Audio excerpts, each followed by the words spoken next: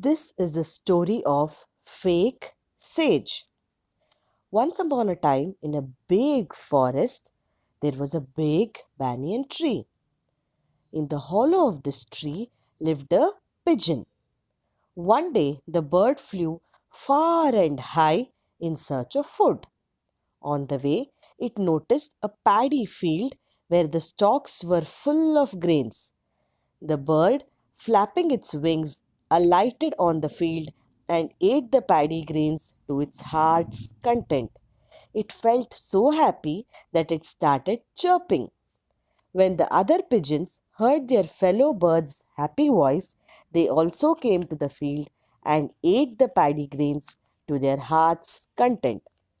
The pigeons did not want to leave such a delightful place, and so they stayed on for another week. There was a rabbit in that forest.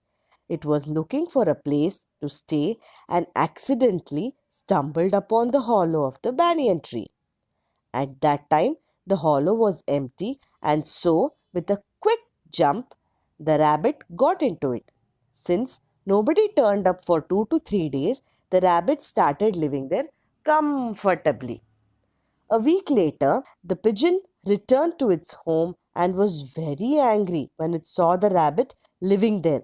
"This is my house. Get out from here," screamed the bird.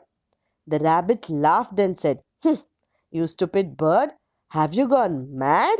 I have been living here since a week. How can this be your house?" The pigeon argued, "I know you're bluffing because it is I who have been living in this hollow for many years. If you have any doubt, you can ask the neighbors. They will convince you of the truth." The rabbit was also adamant. "The house was vacant when I occupied it, and nobody objected to my living here," it explained. "Maybe, but that doesn't mean you have a right to live here. I had made this hollow my house several years ago. You may have lived here for a week. Can it make you the owner of this house?" "Unless you vacate," threatened the pigeon. The rabbit was also angry. "What will you do? I am staying here and you can't make me go away." Several animals watched this argument, and in spite their telling the rabbit that the hollow belonged to the bird, the rabbit just wouldn't listen. Disgusted with this fight, a fox came forward and said, "My dear friends, why do you quarrel like this? Since you cannot solve the problem, you can surely ask someone else to decide for you." This was a good idea, and so both the rabbit and the pigeon set out searching for a judge. On their way, they saw a cat which seemed to be meditating. Its eyes were half closed. Both the rabbit and the pigeon felt scared when they saw the wild cat. But the cat felt very happy on seeing them. "Oh, what a delicious meal they would make," thought the cat. But it pretended to be meditating just to gain confidence of these two. The rabbit was very impressed and told the bird, "Look, this cat seems to be a true sage, seems to be very kind hearted. Why don't we ask him to decide for us?" The bird also felt the same way.